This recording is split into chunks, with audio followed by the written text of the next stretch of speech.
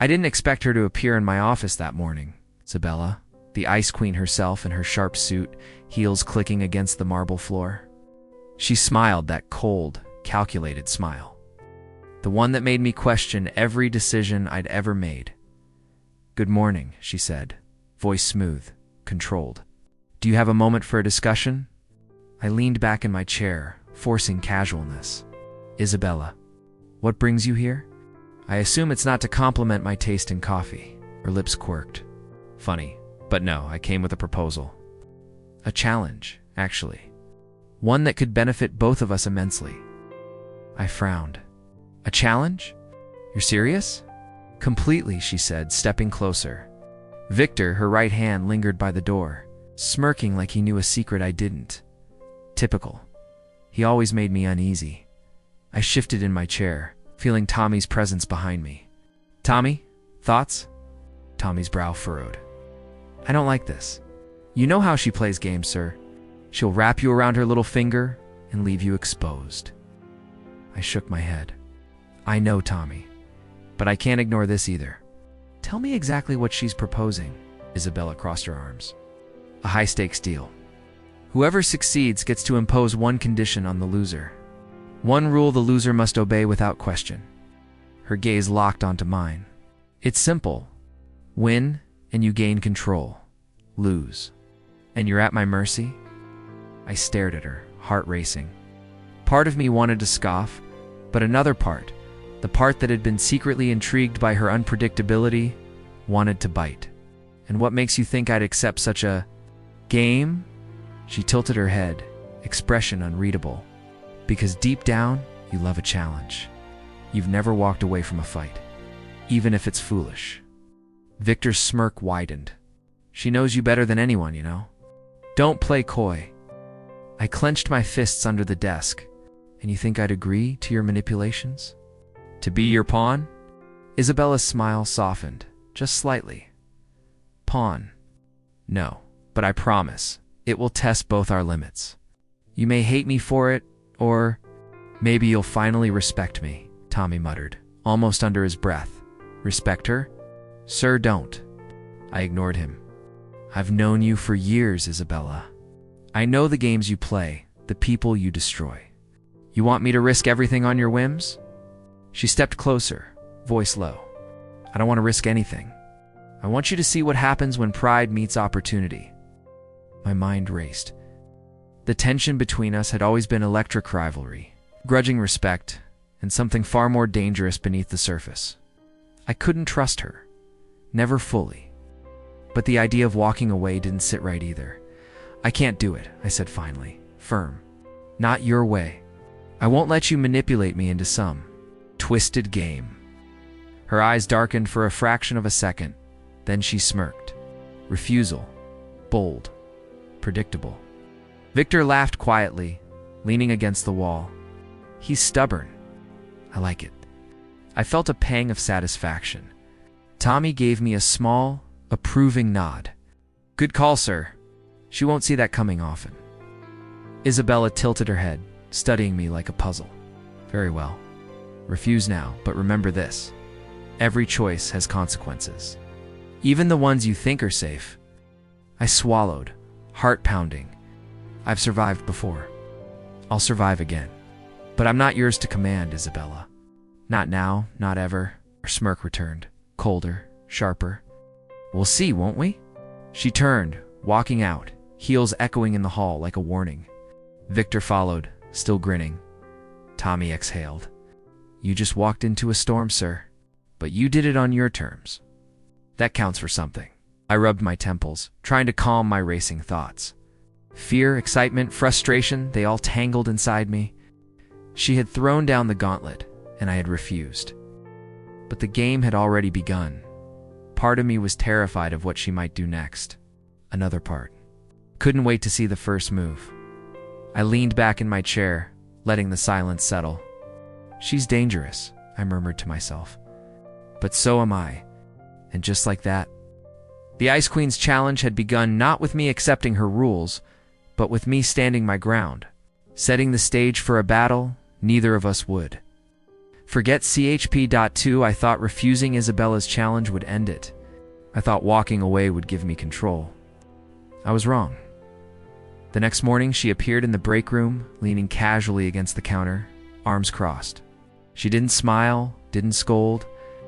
She just watched me, her eyes sharp as ever. "Morning," she said softly. I froze, holding my coffee cup a little too tightly. "Morning. Here to check if I survived last night's challenge?" She tilted her head. "Not checking. Just observing." "You seem tense?" "Tense?" "No, I'm fine," I said, trying to sound casual. Tommy's warning echoed in my mind. "She's up to something." "You lie well," Isabella said, stepping closer.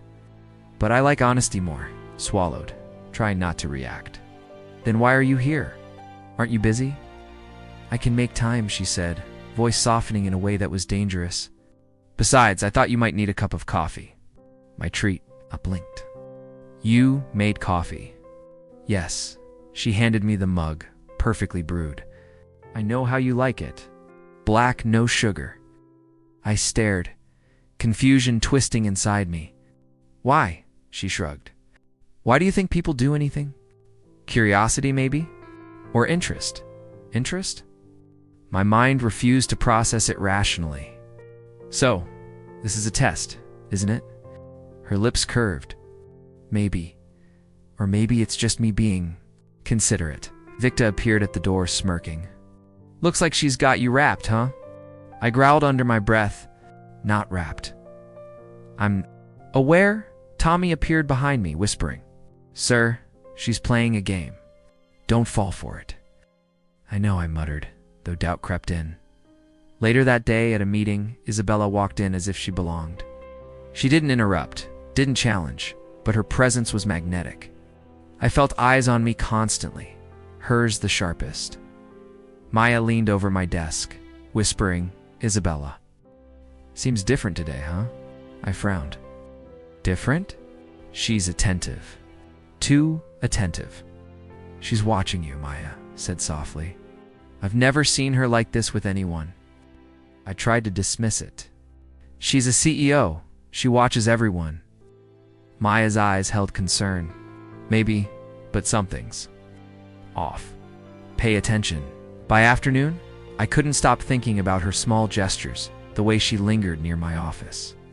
The way she asked about my projects with a casual tone that felt personal. My mind flipped between suspicion and curiosity. I wanted to confront her, but fear and fascination tangled inside me. Lucas called that evening. His voice was serious. "You need to be careful with her. I know you think she's changed, but she hasn't." "I see her differently," I said.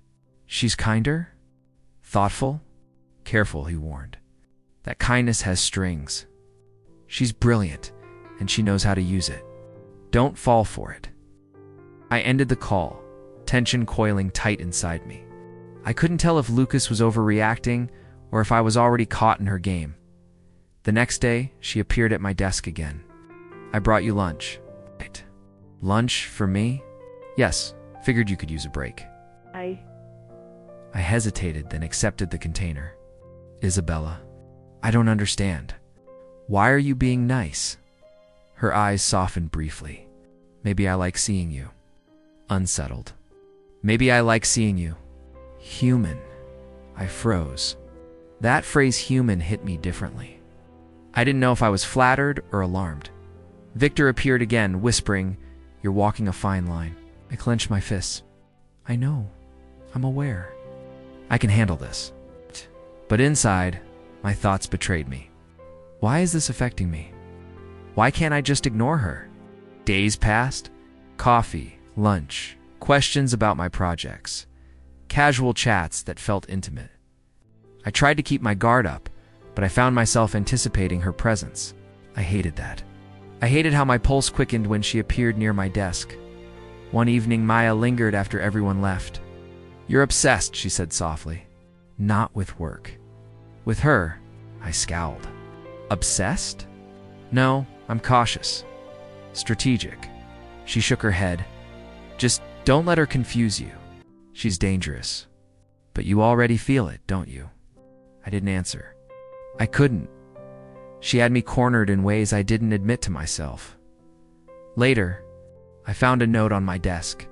Simple, in Isabella's handwriting. You think you're in control? Funny. Stared at it, heart racing. Fear, excitement, frustration, they all tangled inside me. I couldn't decide if I wanted to confront her, ignore her, or run. But one thing was certain.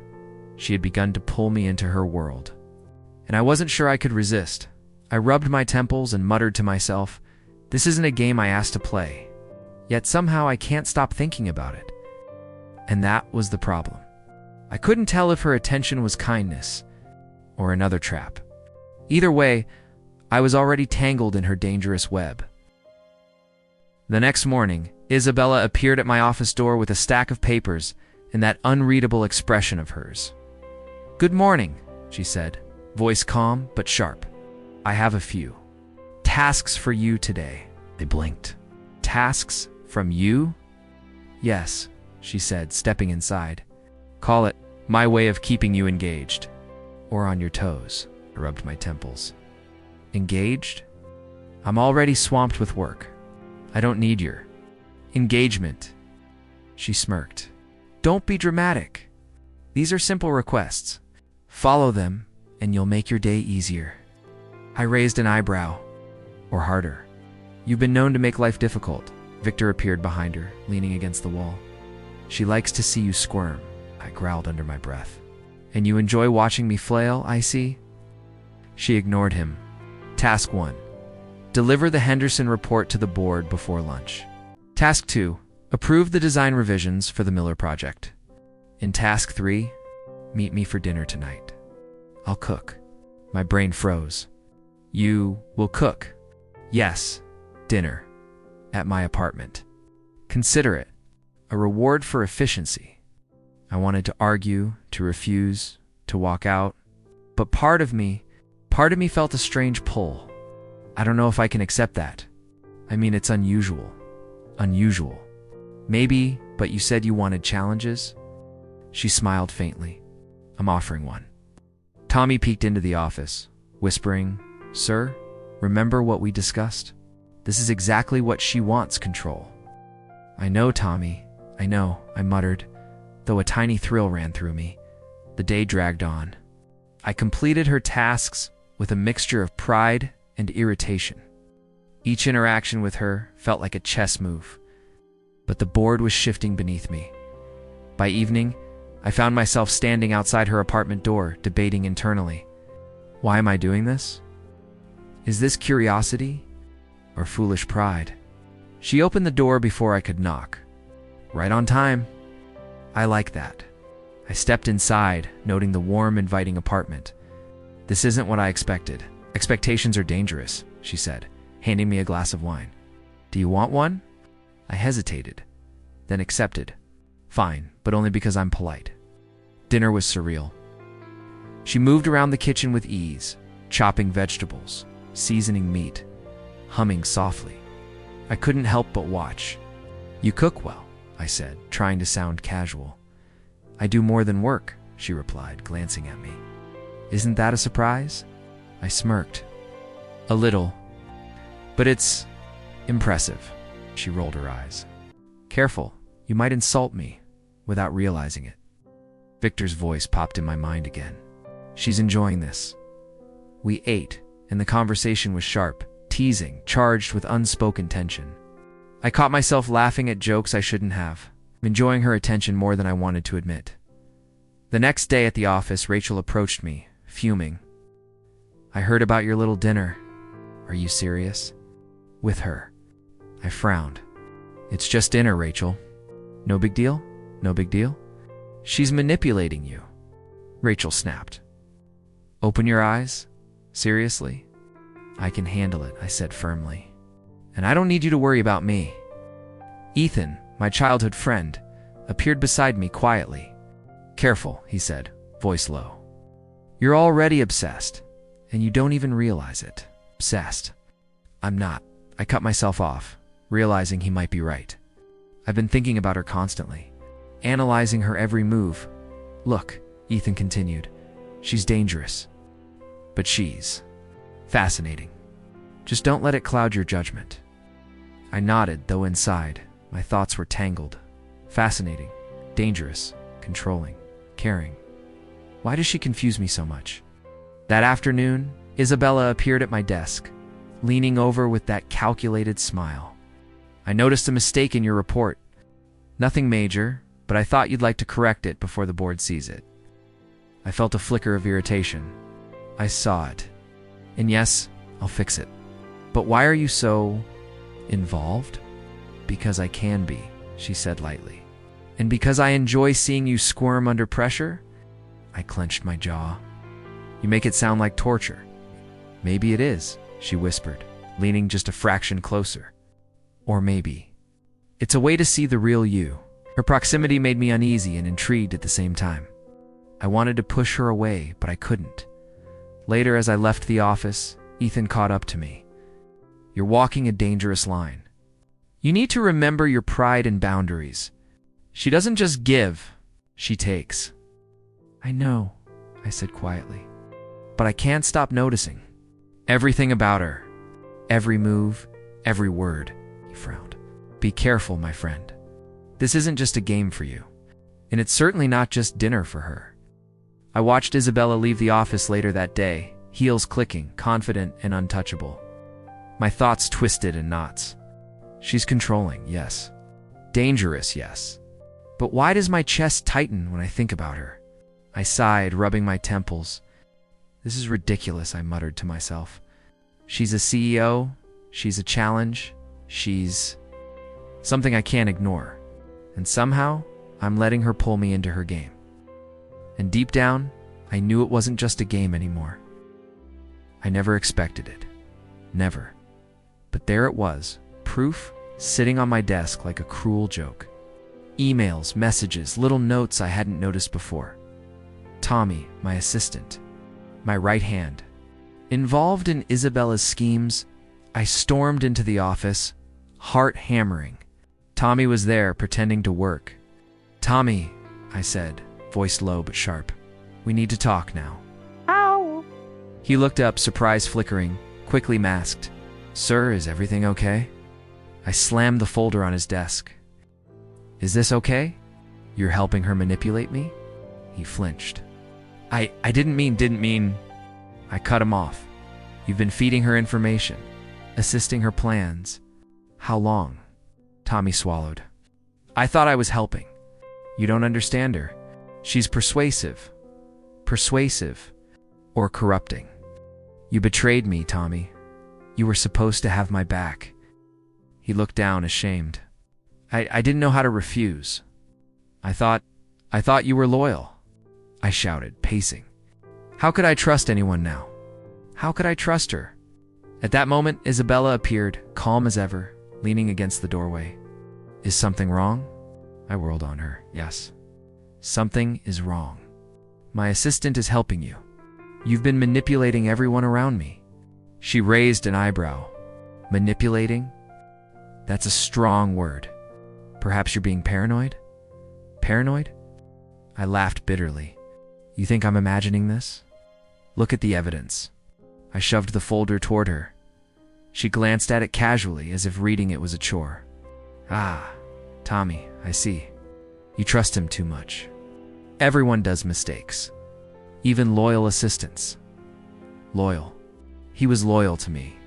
And now, I felt a surge of rage and betrayal twisting inside me. You twisted him, played with him like a puppet. Her smile was faint, cold. Not a puppet. A willing participant. But if it makes you feel powerful to see it that way, I clenched my fists. You've gone too far. Too far this time, Isabella. Victor peeked from the hallway, smirking. She's good at this, isn't she? Shut up, Victor, I snapped. Tommy lowered his gaze. I am sorry. I thought I was helping. I didn't want to hurt you. Sorry. I said, voice cracking. Do you understand what it feels like? Betrayal? From someone you trusted? And her? I gestured at Isabella, who still looked composed. How did I not see this coming?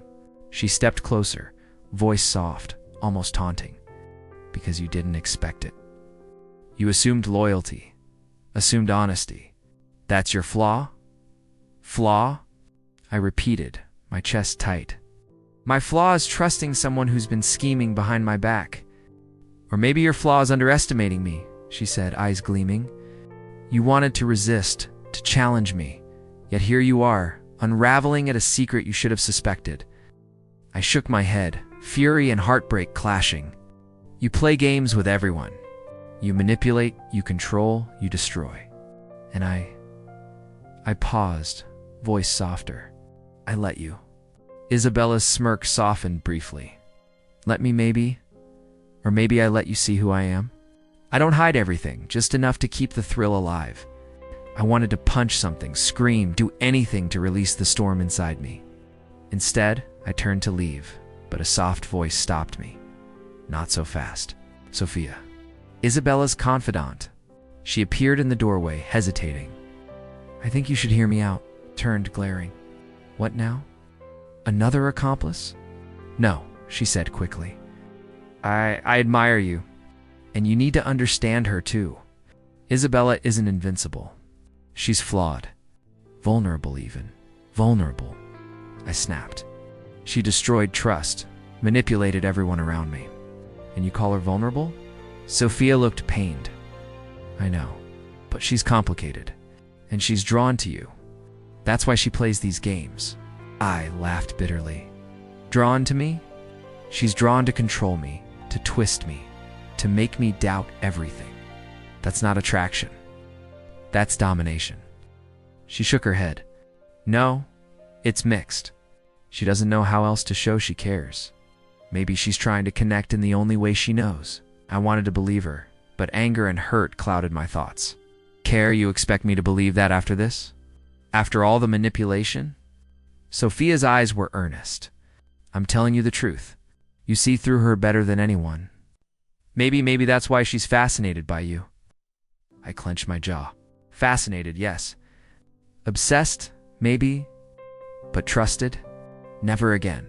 Isabella stepped closer, voice almost gentle. You see my game, my methods, yet you still chase it. Why? Pride. Curiosity? Or something else? Something else? I asked, heart racing. I don't know anymore. I thought I did.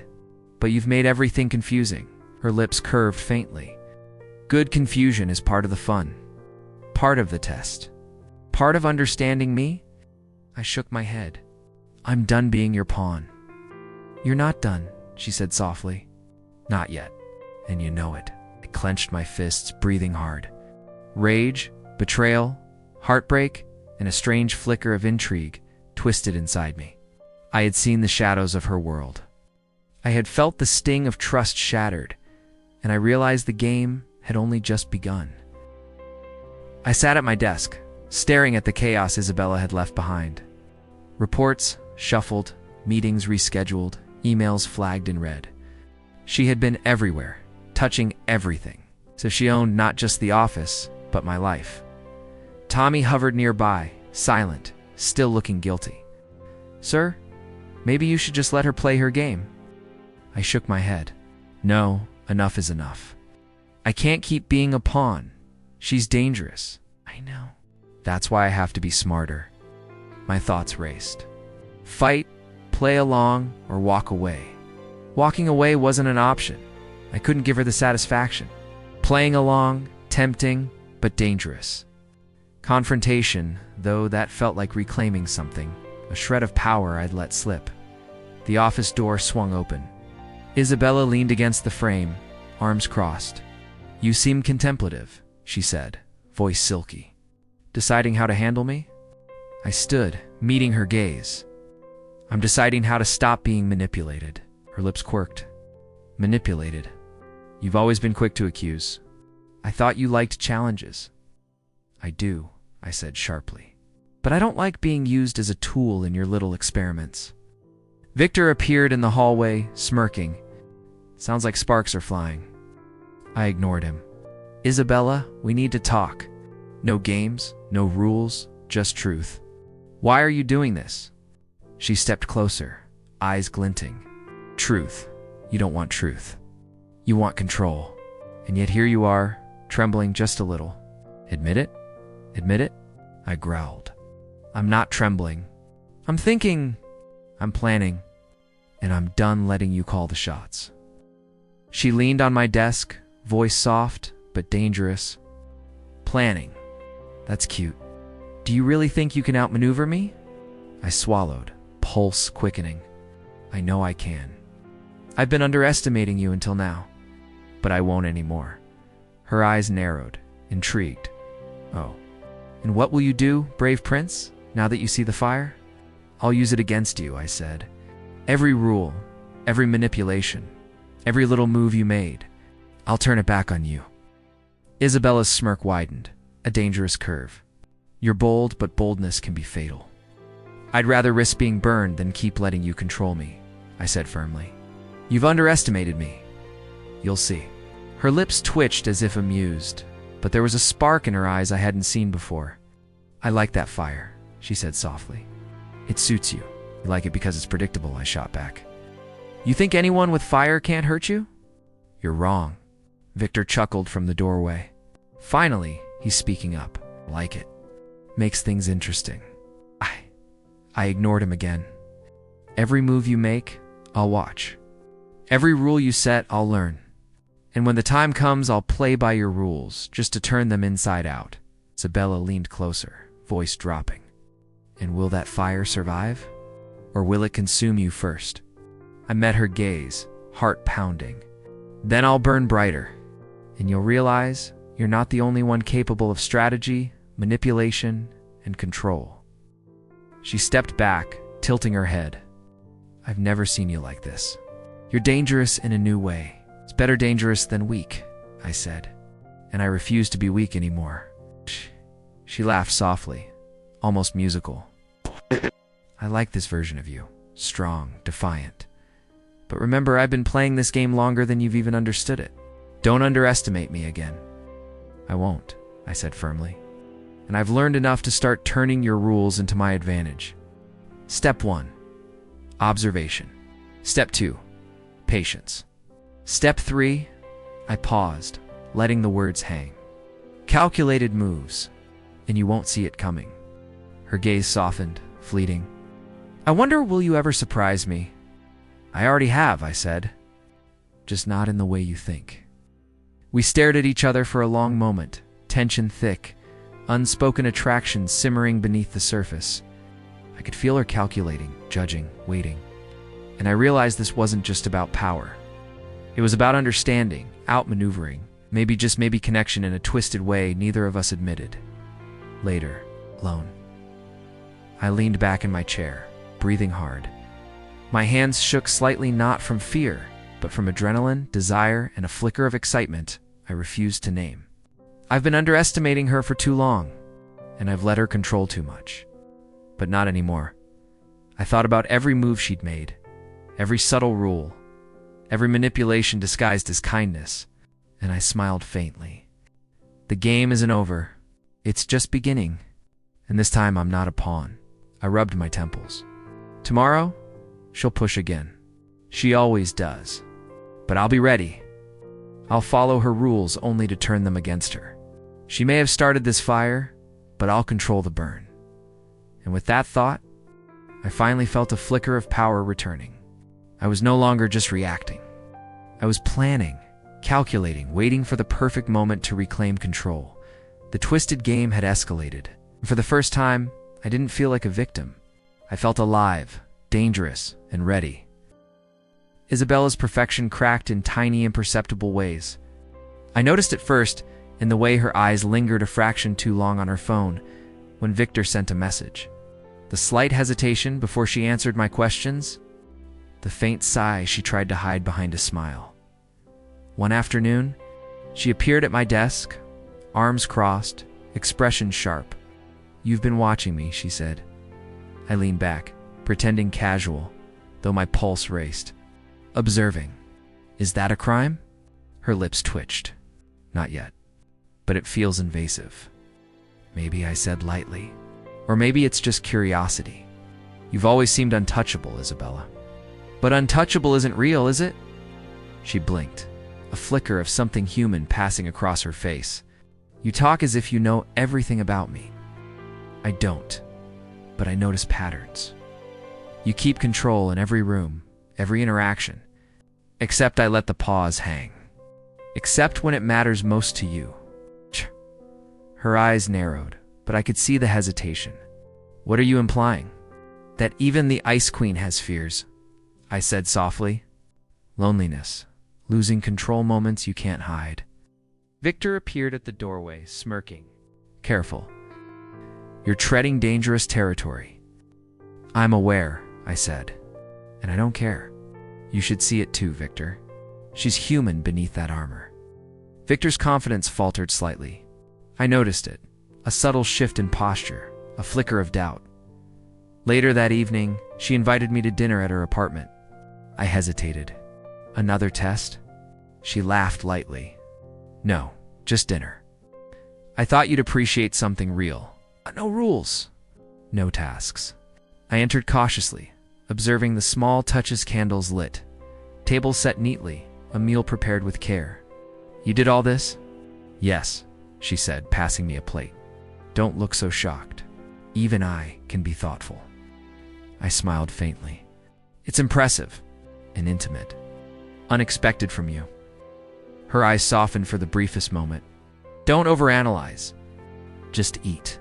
We sat in silence for a few moments, the tension different now. Less game, more raw. I noticed the slight tremor in her hand as she poured wine. You're nervous? I said quietly. I'm not, she replied, though her voice lacked conviction. I think you are, I said. It's okay. You don't have to always be in control. Her lips parted slightly, and for a fleeting second, she looked vulnerable. You notice a lot, she said softly. Dangerous amount. Maybe I do, I admitted. But it's useful. And maybe it's why I enjoy this game with you. Not just the challenge, but understanding the person behind the armor. She didn't respond immediately.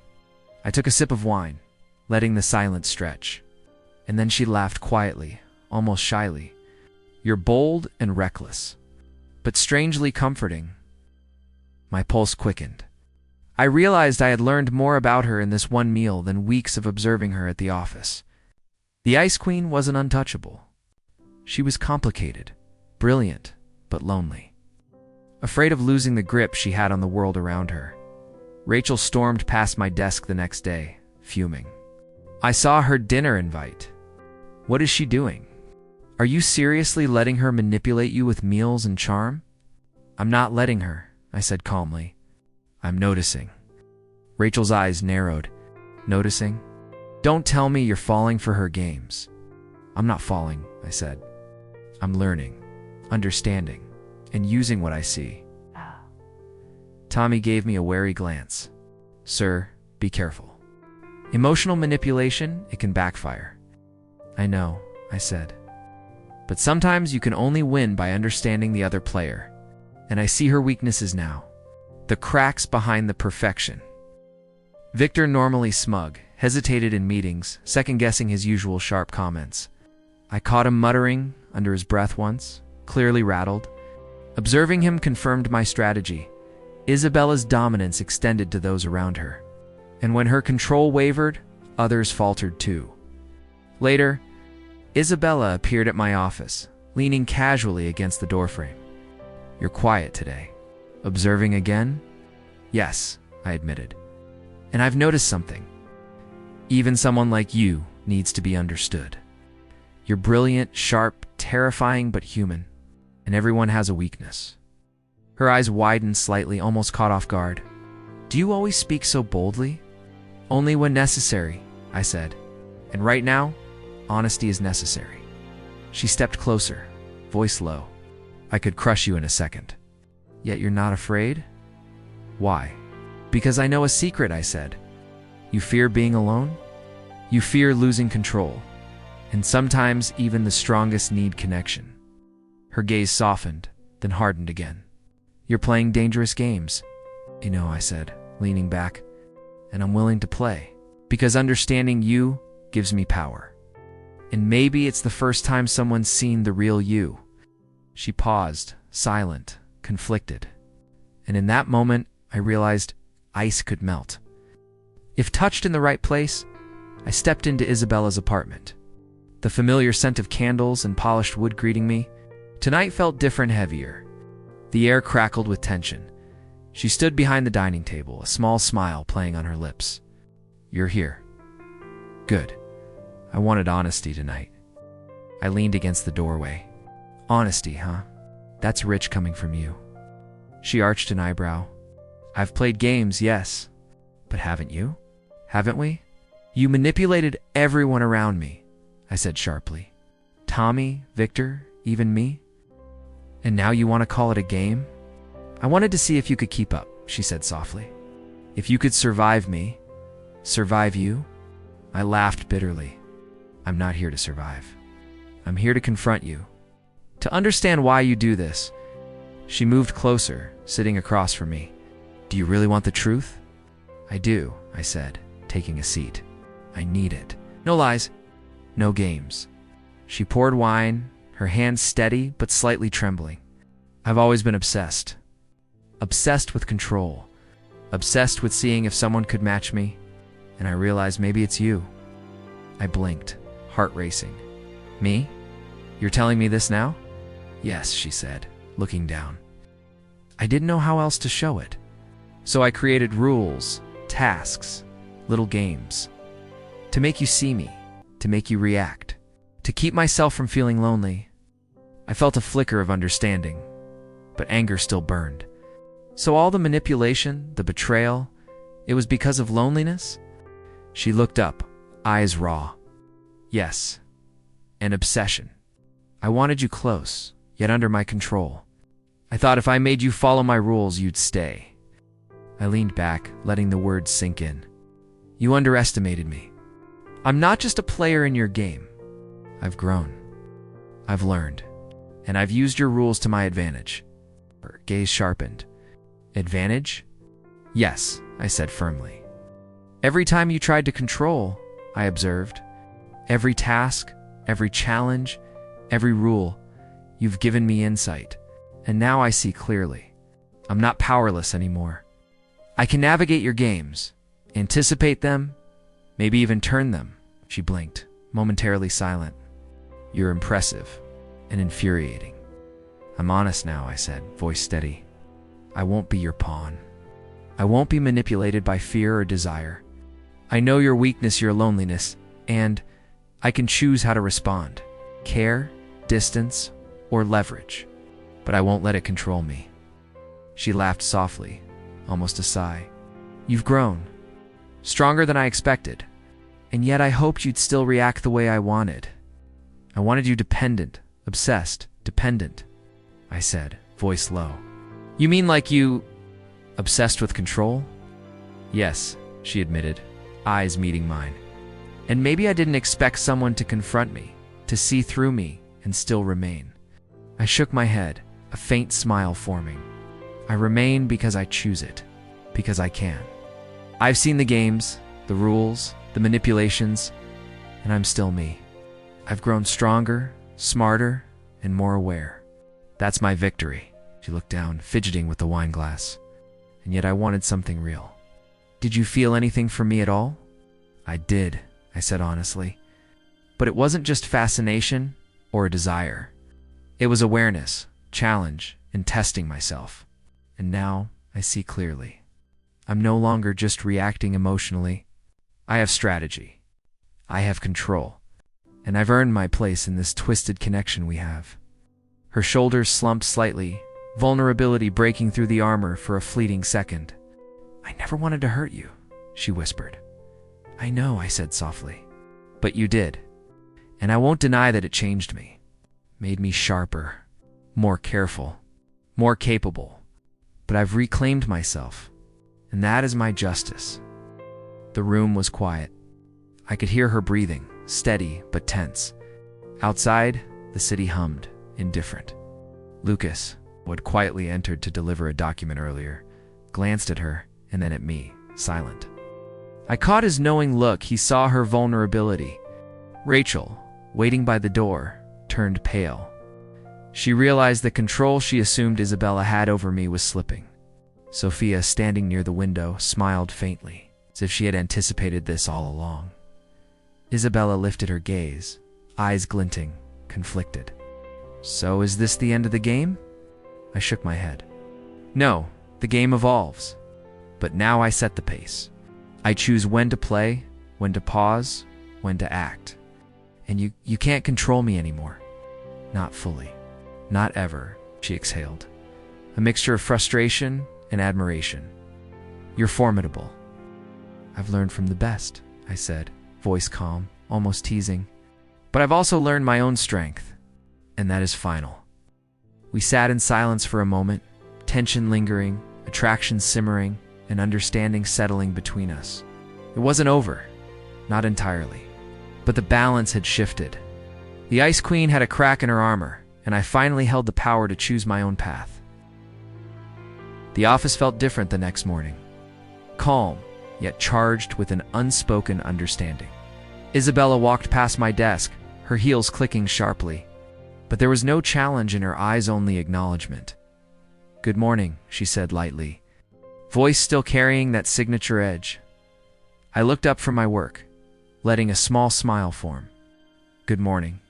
You seem relaxed, compared to yesterday?" "Slightly," she replied, tilting her head. "I see you've settled into your new confidence." "I had to," I said. "Your games were effective teachers." "I've learned a lot." She leaned against the doorway, observing me with that piercing gaze. "Oh, I bet you have. Smarter, stronger, less predictable. I suppose I underestimated you." "You did," I said, tone calm but teasing. "And it won't happen again." Pause. Then, a faint smirk. "I suppose I can live with that." Tommy shuffled past, avoiding my eyes. I caught his glance full of guilt. "Sir," he said quietly, "about before I shouldn't have let her manipulate me." "I'm sorry." I nodded. "It's done. Learn from it. Don't repeat it." Exhaled, relief and regret mingling. "Yes, sir. I will." Rachel, meanwhile, stormed past my office with a stack of papers. Her face was red, pride bruised. I miscalculated. You're different now." "I've grown," I said plainly. "And that growth isn't your fault." Her glare softened slightly, recognizing her diminishing influence. She turned and walked away. Victory felt subtle, yet satisfying. Ethan appeared next to me, hands in pockets, expression neutral. "I see you survived her storm," he said quietly. "I did," I said. "And I think I understand her now.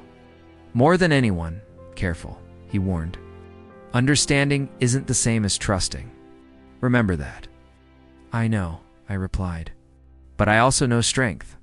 And I know control. I'm not a pawn anymore." "Ah!" Isabella appeared at my side, holding 2 coffees. She handed me one without a word. "For you? Thought you might need it."